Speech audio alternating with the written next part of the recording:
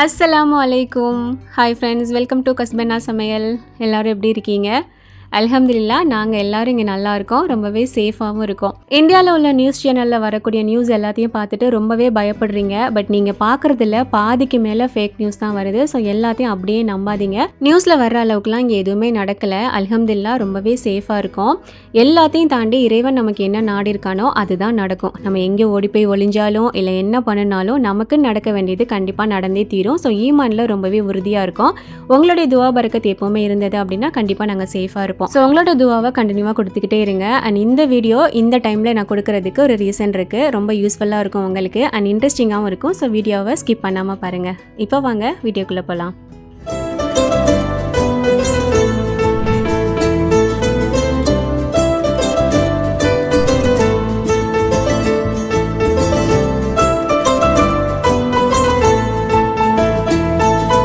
இந்த வீடியோ ஸ்டார்டிங்லேயே gift opening அப்படின்னு சொல்லலாம். எனக்கு யூகேல ஒரு ஃப்ரெண்டு இருக்காங்க. ஸோ ரமதானுக்கு சர்ப்ரைசிங்காக பிளான் பண்ணி எனக்காக ஒரு கிஃப்ட் சென்ட் பண்ணியிருந்தாங்க. ஸோ அதை ஓப்பன் பண்ணி பார்த்துக்கிட்டே அப்படியே நம்ம வீடியோவை கண்டினியூ பண்ணலாம். அண்ட் இந்த கிஃப்ட் எனக்கு கொடுத்த ஃப்ரெண்டு கண்டிப்பாக உங்களுக்கு தெரிய வாய்ப்பே இல்லை. நான் இவங்களை பற்றி சொல்லணும்னு நினச்சேன். பட் இவங்க இந்த டைமில் என்னை பற்றி நீங்கள் சொல்லக்கூடாது, இந்த கிஃப்ட் வந்து நான் உங்களுக்கு ஒரு பாசத்துக்காக அன்புக்காக கொடுத்துருக்கேன், ஸோ இது மூலியமாக நீங்கள் என்னை தெரியப்படுத்தக்கூடாது அப்படிங்கிற மாதிரி கேட்டுக்கிட்டாங்க.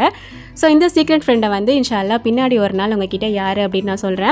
என்ன சிஸ்டர் கிஃப்ட்டுன்னு சொன்னீங்க, ஆனால் இவ்வளோ இருக்குது அப்படின்னு தானே பார்க்குறீங்க. ஸோ ஒரு கிஃப்ட் செட்டே வந்துட்டு எனக்கு வந்திருந்தது. ஸோ என்னதுன்னு பார்த்தீங்கன்னா, கேஸ்ட் அயர்னில் செராமிக் கோட்டிங் இருக்கக்கூடிய செட் இருக்கும் இல்லையா, அது ஆக்சுவலி நம்மளோட விஷ் லிஸ்ட்டுன்னு சொல்லிட்டு ஒன்று வச்சுருப்போம் இல்லையா, இந்த திங்ஸ்லாம் நமக்கு வாங்கணும் அப்படின்னு சொல்லிட்டு ஒரு ஆசை இருக்கும். ஸோ கேஸ்ட் அயர்னில் செராமிக் கோட்டிங் இருக்கிற மாதிரி ஏதாவது ஒரு பாத்திரமாவது நம்ம வாங்கணும் அப்படிங்கிற மாதிரி நினச்சிட்டு இருக்கும்போது செம்ம லக்கு மாதிரி இந்த மாதிரி ஒரு செட்டே வந்து நமக்கு கிஃப்டாக, அதுவும் நம்ம வாங்காமல் கிஃப்டாக கிடச்சது அப்படின்னா எப்படி இருக்கும். ஸோ அவ்வளோ ஹாப்பியாக இருந்தது. ஸோ முடிஞ்ச அளவுக்கு குக்கிங்காக இருக்கட்டும், மற்ற எல்லாமே ஓரளவுக்கு ஹெல்த்தியாக இருக்கிற மாதிரியே நான் பார்ப்பேன். ஸோ நான் எனக்கு ஹெல்த்தியாக என்ன பிடிக்கும், என்ன தேவை அப்படிங்கிற மாதிரியே பார்த்து எனக்கு வந்து கிஃப்ட் பண்ணியிருந்தாங்க. அல்ஹம்துலில்லாஹ், செம்மவே ஒர்த்தான ப்ராடக்ட்டு. இந்த ஃப்ரெண்டும் நானும் பார்த்தீங்கன்னா பல வருஷமாக ஒரு வாட்ஸ்அப் குரூப்பில் இருக்கோம். அப்பப்போ லைட்டாக பேசிக்குவோம். ரீசெண்டாக ஒரு 1.5 இயர்ஸில் இருந்து கொஞ்சம் நல்லாவே க்ளோஸாக பேச ஆரம்பித்தோம். நான் வந்து யூடியூப்பில் 3 லேக் சப்ஸ்கிரைபர்ஸ் வந்தேன் இல்லையா, அப்போ இருந்தே எனக்கு கிஃப்ட் பண்ணணும் அப்படின்னு சொல்லிட்டு ஒரு பிளான்லேயே இருந்திருக்காங்க. ஸோ எப்படி பண்ணுறது, அவங்க லண்டனில் இருக்காங்க இல்லையா, எப்படி பண்ணுறதுன்னு தெரியாமல் ரொம்ப நாளாக வெயிட் பண்ணி இந்தாண்டு ரமதானோட நம்ம கிஃப்ட் பண்ணிடலாம் அப்படின்னு சொல்லிட்டு இந்த ஒரு சூப்பரான கிஃப்ட் எனக்கு அனுப்பியிருந்தாங்க. பொதுவாக நம்ம யாருக்காவது கிஃப்ட் பண்ணுறோம் அப்படின்னாலும், நமக்கு யாராவது கிஃப்ட் கொடுக்குறாங்க அப்படின்னாலும் செம்ம ஹாப்பியாக ஃபீல் பண்ணுவோம் இல்லையா. அதுவும் நமக்கு ரொம்ப நாளாக வாங்கணும்னு ஆசைப்பட்டுட்டு இருந்த ஒரு பொருள் பல்காக அது கிஃப்டாக கிடைக்குங்கும் போது எவ்வளோ ஹாப்பியாக இருக்கும். ஸோ அந்த மாதிரி தான் எனக்கு ஃபீல் இருந்தது அன்றைக்கி. ஸோ இதுக்காக நான் இவங்களுக்கு இந்த வீடியோவில் தேங்க்ஸ் பண்ணணும்னு நினைக்கல. ஏன்னா தேங்க்ஸ் சொன்னால் கண்டிப்பாக என்னை திட்டுவாங்க. ஸோ அதுக்கு பதிலாக அவங்க கொடுத்த கிஃப்ட்லேயே தான் இன்றைக்கி ஃபுல்லாக நான் சமைச்சு காட்ட போகிறேன். ஸோ உங்களுக்குமே பார்க்கறதுக்கு நல்லாயிருக்கும். ஸோ கண்டினியூவாக பாருங்கள். அண்ட் அது போக யூஸ்ஃபுல்லான விஷயம் இருக்குதுன்னு சொல்லியிருந்தேன் இல்லையா, ரமலான் டைமில் நிறையா லேடிஸ்க்கு ரொம்ப ஸ்ட்ரகிளான ஒரு விஷயமே ஸ்டிச்சிங் தான். ஸோ அதுக்கான யூஸ்ஃபுல்லான விஷயம் நான் அதில் சொல்லியிருக்கேன். ஸோ வீடியோவை கண்டினியூவாக பார்த்துட்டே இருங்க. ஸோ இன்றைக்கி வந்து பார்த்திங்கன்னா இஃப்தாருக்கு என்ன பண்ணலான்னு யோசிக்கும் போது முன்னாடியே கொண்டக்கடலை வந்துட்டு ஊற வச்சுருந்தேன். அது போக கொஞ்சமாக சிக்கன் இருந்தது ஃப்ரிட்ஜில். சரி ஓகே, சன்னா வச்சுட்டு ஒரு சன்னா ஃப்ரை பண்ணிவிட்டு சிக்கன் வச்சு கட்லெட் மாதிரி பண்ணிடலாம் அப்படின்னு சொல்லிட்டு அதுக்கு தான் பார்த்திங்கன்னா எல்லாமே நான் எடுத்துகிட்ருக்கேன். இப்போ ஏன் எல்லாத்தையும் ஒரே டைமில் எடுத்து வச்சுருக்கேன் அப்படின்னா, நான் எலக்ட்ரிக் ப்ரெஷர் குக்கரில் வந்துட்டு வேக வைக்க போகிறேன். ஸோ அதனால் எல்லாத்தையும் ஒரே டைமில் வேக வச்சிடலாம் அப்படின்ட்டு சிக்கனில் வந்துட்டு இஞ்சி பூடி பேஸ்ட்டு, தயிர், உப்பு, பச்சை மிளகாய் எல்லாம் சேர்த்து மிக்ஸ் பண்ணி வச்சுருக்கேன். அண்ட் சன்னாவில் வந்துட்டு ஊற வச்ச தண்ணியை மாற்றிட்டு வேறு தண்ணி போட்டுட்டு உப்பு போட்டு எடுத்து வச்சுருக்கேன். உருளைக்கிழங்குமே 2ஆக கட் பண்ணி வச்சுட்டேன். ஸோ எலக்ட்ரிக் ப்ரெஷர் குக்கரில் வந்து பார்த்திங்கன்னா தண்ணி ஊற்றிட்டு அதுக்குள்ளே முதல்ல வந்து இந்த மாதிரி உருளைக்கிழங்கெல்லாம் போட்டுட்டு குட்டியாக இந்த மாதிரி ஒரு ஸ்டாண்ட் வைக்கிறேன். அதுக்கு மேலே சிக்கன் அண்ட் அதுக்கு மேலே சன்னா இந்த மாதிரி வச்சுட்டேன் அப்படின்னா எனக்கு ஒரே டைமில் வேலை முடிஞ்சிடும், எல்லாமே வெந்து வந்துடும். அதுக்கப்புறம் என்ன வேலை பார்க்கணுமோ அதை ஈஸியாக பார்த்துடலாம். இந்த எலக்ட்ரிக் ப்ரெஷர் குக்கர் அப்படிங்கிறது உண்மையிலே ஒரு சூப்பரான ஹெல்ப் பண்ணக்கூடிய ஒரு விஷயம்னு நான் சொல்லுவேன். நானுமே வாங்கி வச்சுட்டு ரொம்ப நாளாக ரேராக தான் யூஸ் பண்ணிட்டு இருந்தேன். ஒரு சப்ஸ்கிரைபர் என்னை சத்தம் போட்டு திட்டி இதை நீங்கள் யூஸ் பண்ணியே ஆகணும், இல்லைனா நான் தூக்கிட்டு போயிடுவேன் அப்படிங்கிற மாதிரிலாம் எனக்கு மெசேஜ் பண்ணி யூஸ் பண்ண வச்சாங்க. அண்ட் யூஸ் பண்ண ஆரம்பிச்சதுலேருந்து இது இல்லாமல் என்னால் இருக்கவே முடியல, அந்த மாதிரி ஆகிப்போச்சு. ஸோ அதை ஒரு பக்கம் வேக வச்சுட்டு இன்னொரு சைடு வந்து பார்த்தீங்கன்னா கொஞ்சமாக நட்ஸ் வந்து நான் ஊற வைக்கிறேன். ஏன்னா கொஞ்ச நாளாகவே இந்த காயல்பட்டின பக்கம் சுதிரியா அப்படின்னு சொல்லிட்டு ஒன்று ஸ்வீட்டில் பண்ணுவோம், அது சாப்பிடணுன்னு ஒரு மாதிரி கிரேவிங்ஸாகவே இருந்தது. பட் அந்த சுதிரியா பண்ணக்கூடிய அந்த இலை மாதிரி ஒன்று இருக்கும், அது ஒரு சேமியாவாக என்னமோ சொல்லுவாங்க, சுதிரியா தான் அது பேர். அது எனக்கு கிடைக்கல. சரி நம்மக்கிட்ட இந்த வீட் பாஸ்தா இருக்குது இல்லையா, டிசைனோடது, ஸோ அதை வச்சு நம்ம ட்ரை பண்ணி பார்க்கலாம் அப்படின்னு சொல்லிட்டு அதை வச்சு தான் இன்றைக்கி பண்ண போகிறேன். ஃபுல் அண்ட் ஃபுல் சுதிரியா ரெசிபி மாதிரி நான் பண்ணலை. எனக்கு அந்த டேஸ்ட் வர மாதிரி என்ன பண்ணணுமோ நான் அந்த மாதிரி ஜஸ்ட் பண்ண போகிறேன். பட் ரெசிபி ரொம்பவே ஈஸியாக இருக்கும், டேஸ்டியாக இருக்கும். நீங்களே ட்ரை பண்ணி பாருங்கள். அதுக்கு முன்னாடி இந்த விரல் இப்படி பொத்துருக்கிறத நான் எதுக்கு காட்டுறேன் அப்படின்னு சொல்லிட்டு பின்னாடி தெரியும். ஸோ ஜஸ்ட் பார்த்துக்கோங்க.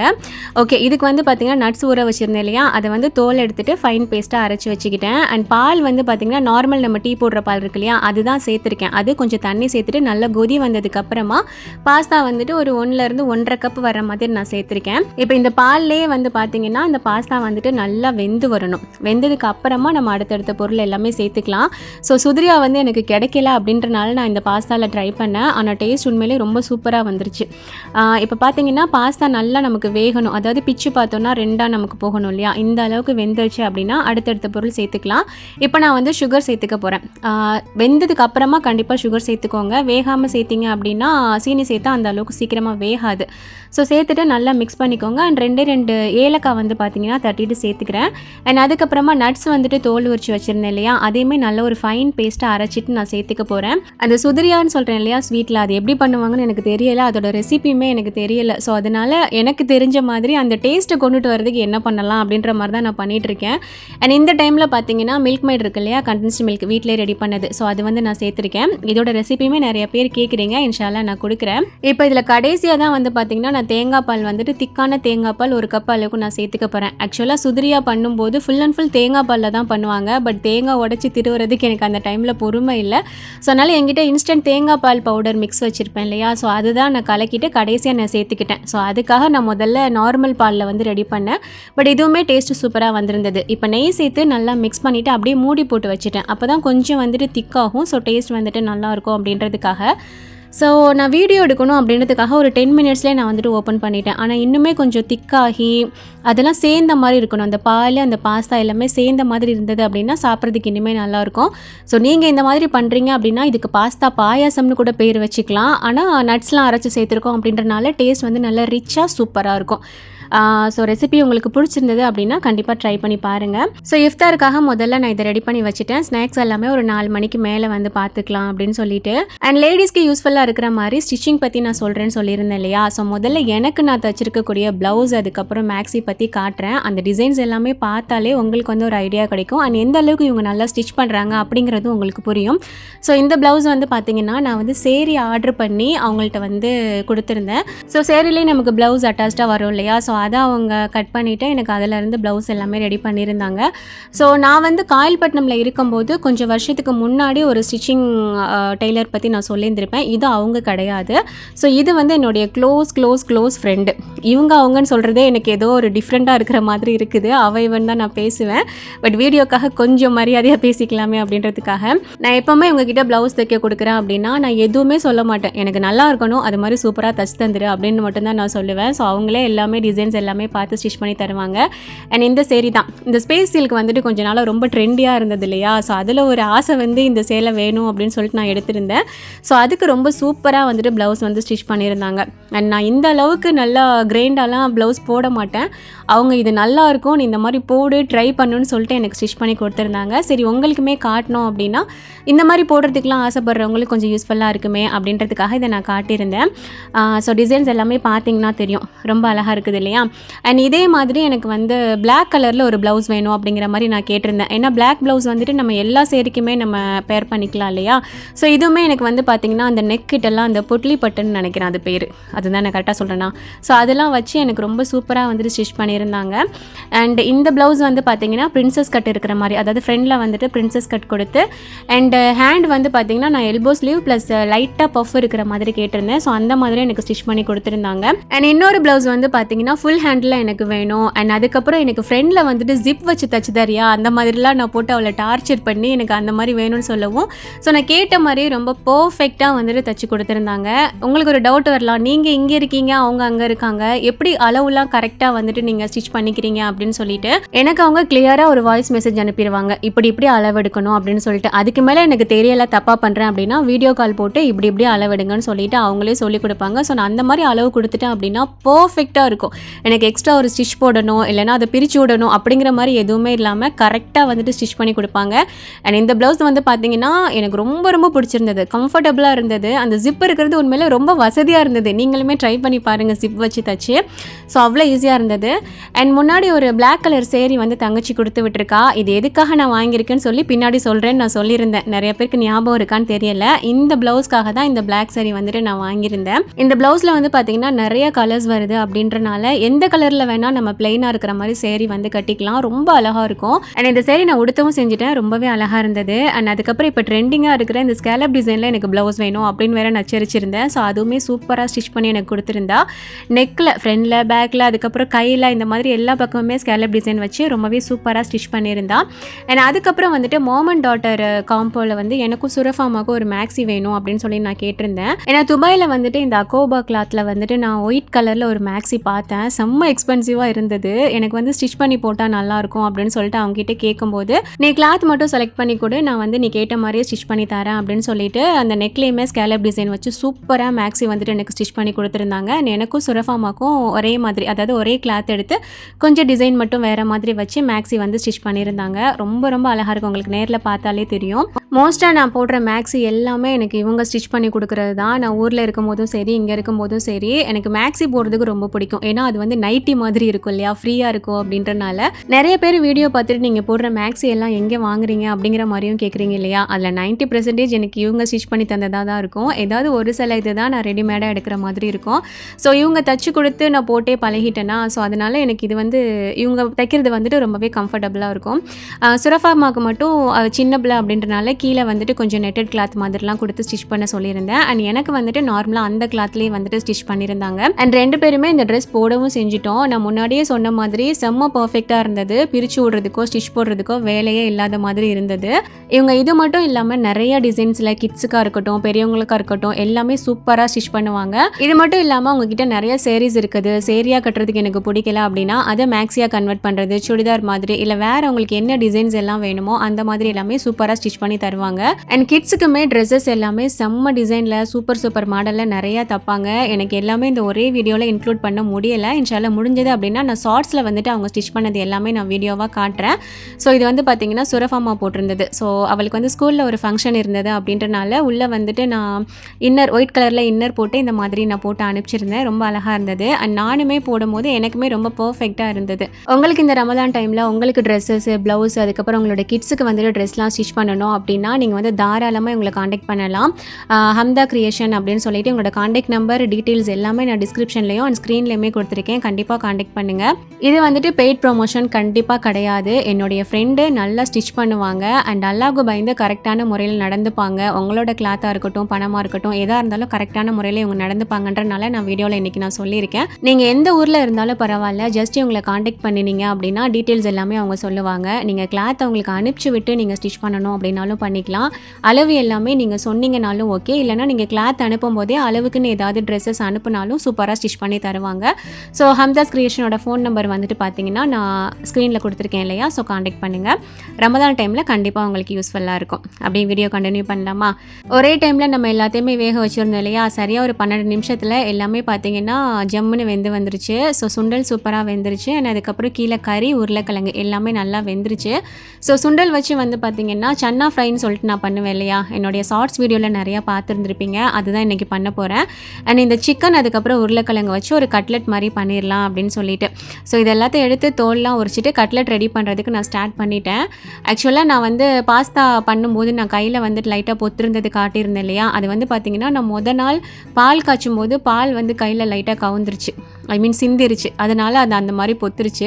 அந்த கையோடு இன்றைக்கி வேலை பார்க்குறதுக்கு எனக்கு கொஞ்சம் கஷ்டமாக தான் இருந்தது. ஆனால் நம்ம இஃப்தாருக்கு ரெடி பண்ணி ஆகணுமேனு சொல்லிட்டு நான் பண்ணிகிட்ருக்கேன். என் ஹஸ்பண்ட் வேகமாக ஓடி வந்து உனக்கு பொத்திருந்துச்சே என்னாச்சுன்னு கேட்கும்போது நான் கூட பாசமாக தான் வந்து கேட்குறாங்கன்னு நினச்சேன். ஆனால் அது பொத்திருந்தது உடஞ்சிடக்கூடாதான், அந்த ஃபுட்டில் வந்துட்டு அது கலந்துடக்கூடாதான். அதுக்காக வேகமாக ஓடி வந்து என்னென்ன அக்கப்போர்லாம் பண்ணுறாங்கன்னு நீங்களே வீடியோவில் பாருங்கள். கன்ஃபார்ம் பண்ணி காட்டு. உடையில இன்னும் உடைச்சி விட்டுறாத, தள்ளிக்கிட்டு வா, நான் கலையிறேன். பரவாயில்ல, நான் பண்றேன், அது ஒன்றும் ஆகாது. இந்த கையை வச்சுட்டு பண்றாளேன்னு இல்ல, அது உடைஞ்சிரும் எனக்கு.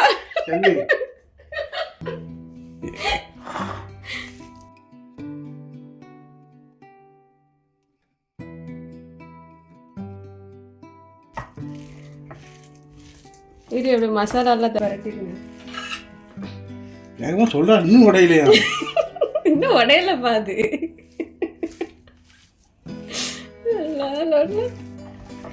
வெயிட் நம்ம மசாலாலாம் போடணும். சீக்கிரம் மூடே போயிடும். இல்ல அது நான் கூட ஓடி வந்து கேட்கவும் சரி ஏதோ அக்கறையில தான் வர்றீங்கன்னு நினைச்சேன். அக்கறையெல்லாம் எக்கரையே போயிடுச்சு. அதான் வருஷம் ஆயிடுச்சுல்ல.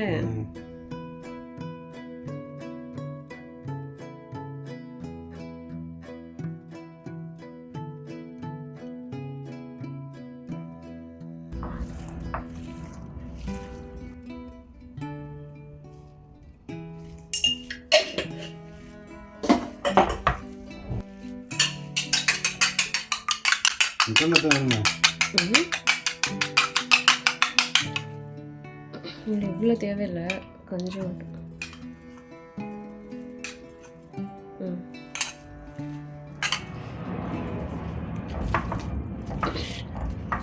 நிஜமாலே இது அக்கறையில் வரல.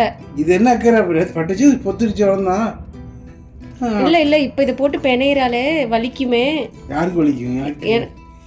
எனக்கு எங்கள் திங்கும் போது எங்களுக்கு தான் வலிக்கும். உடஞ்சிருச்சுன்னா உடஞ்சிச்சா உடையாது டவுட்லேயே திங்கணும். இது என்ன கன்ஃபார்ம்? சரி உடைய இல்லை, நான் ஃபேமிலிட்டேன். பார்த்துக்கோ, எங்கள் அம்மா பார்த்துட்டு கண்ட தண்ணி ஊருக்கு வந்துருமா எனக்கு இருக்கணும்னு சொல்லுவாங்க. சந்தோஷமா அனுப்பி வச்சிருங்க.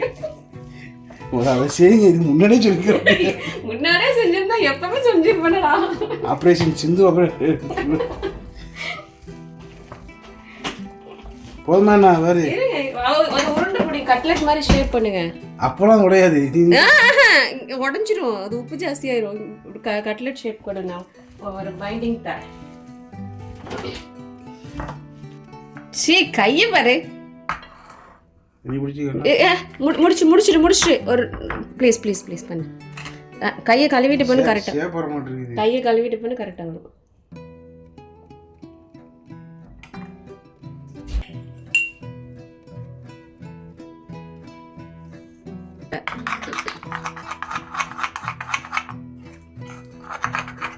இந்த இதில் டிப் பண்ணி அதில் பண்ணுறதுல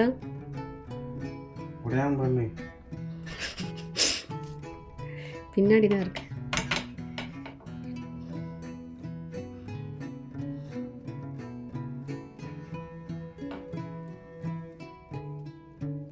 இந்த விரலை யூஸ் பண்ணாமல் பண்ணுறேன். நாளைக்கு எதாவது சமைக்கும் போது உடஞ்சிருச்சுன்னா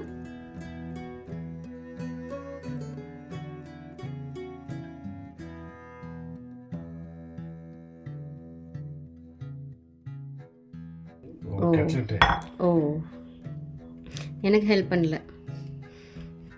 கணவன் மனைவிக்கு இஃப்தார் டைமில் உதவி செய்கிறது சுன்னா.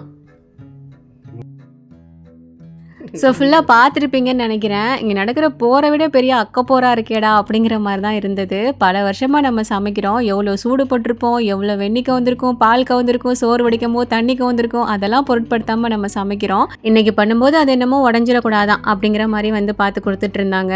எனக்கு எப்படியோ ஏதோ ஒரு வேலை முடிஞ்சிச்சிடா அப்படிங்கிற மாதிரி இருந்தது. அண்ட் அதுக்கப்புறம் இஃப்தாருக்கான வேலையெல்லாம் பார்க்க ஸ்டார்ட் பண்ணிட்டேன். அண்ட் சன்னா வந்துட்டு சன்னா ஃப்ரை பண்ண போகிறேன்னு சொல்லியிருந்தேன் இல்லையா, அதுக்கு வெங்காயம்லாம் கட் பண்ணிட்டேன். அண்ட் இன்றைக்கி ஃபுல் அண்ட் ஃபுல் நான் என்னோடய ஃப்ரெண்டு கொடுத்து விட்ட வெசலில் தான் சமைச்சேன்.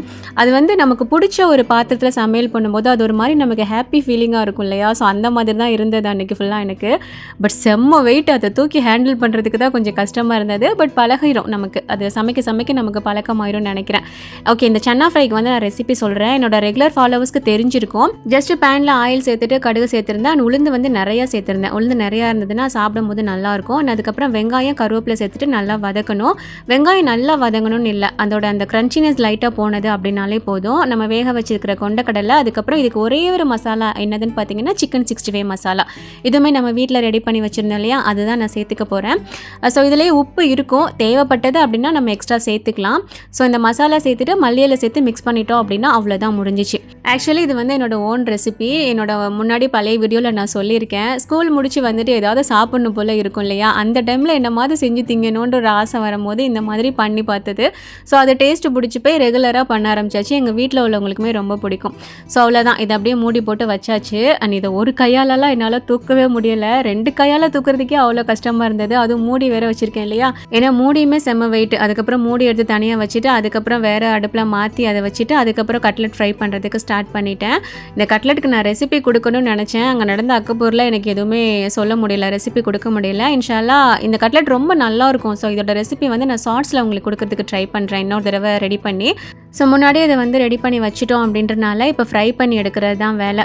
இதை வந்து நான் மோஸ்ட்டாக பால்ஸ் மாதிரி தான் பண்ணுவேன். இன்றைக்கி வந்து இந்த மாதிரி கட்லெட் ஷேப்பில் பண்ணிட்டேன். ஸோ கூடவே வந்துட்டு டீயுமே இஞ்சி சாயா அதுவுமே போட்டு எடுத்து வச்சாச்சு. கட்லெட்டுமே இங்கே ரெடி பண்ணியாச்சு. அண்ட் அதுக்கப்புறம் இஃப்தார் வந்து பிளேட்டிங் பண்ணும்போது வீடியோ எடுக்கணும்னு நினச்சேன். எனக்கு சுத்தமாக டைம் இல்லை, டயர்டாகவும் இருந்தது, எடுக்க முடியலை. அண்ட் அதுக்கப்புறம் அன்றைக்கி சஹருக்கு வந்து பார்த்திங்கன்னா சமைச்சிருந்தேன், அதுவும் இதே பாத்திரத்தில். ஸோ என்னதுன்னு பார்த்தீங்கன்னா மட்டன் தால்ச்சா வந்துட்டு சமைச்சிருந்தேன். ஸோ அதையுமே உங்களுக்கு லைட்டாக காட்டிடலாம் அப்படின்ட்டு. ஏன்னா இன்றைக்கி ஃபுல்லாகவே நான் அவங்க கொடுத்த பாத்திரத்தில் வந்து குக் பண்ணி காட்டணும், ஸோ அவங்களையுமே ஹாப்பியாக ஃபீல் பண்ண வைக்கணும் அப்படின்றதுக்காக தான் நான் ஃபுல் அண்ட் ஃபுல் இதிலேயே நான் குக் பண்ணியிருந்தேன். அண்ட் சமைக்கும் போது எனக்குமே ரொம்ப ஹாப்பியாக இருந்தது.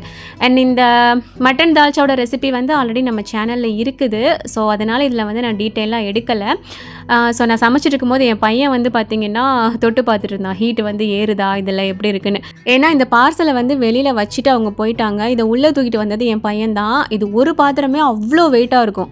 அப்போ செட்டாக இருக்கும் போது அந்த பெரிய பாக்ஸ் வந்து எவ்வளோ வெயிட்டாக இருக்கும் யோசிச்சு பாருங்களேன். அதை தூக்க முடியாமல் என் பையன் தூக்கிட்டு வந்தது அவன் தான். ஸோ இது இவ்வளோ வெயிட்டாக இருக்கே, சீக்கிரமாக ஹீட்லாம் ஏறுதா அப்படின்னு சொல்லிட்டு அவன் வந்து தொட்டு பார்த்துட்டு இருந்தான். ஆனால் ரொம்ப சீக்கிரமாக ஹீட் ஏறிடுது.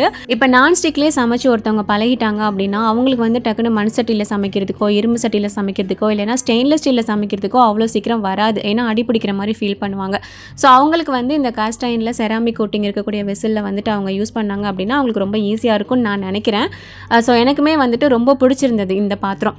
அண்ட் சுத்தமாக அடி பிடிக்கவும் இல்லை. இந்த செராமிக் கோட்டிங் வந்து கொடுத்துருக்காங்க இல்லையா, ஸோ அதனால் சுத்தமாக அடி பிடிக்கலை.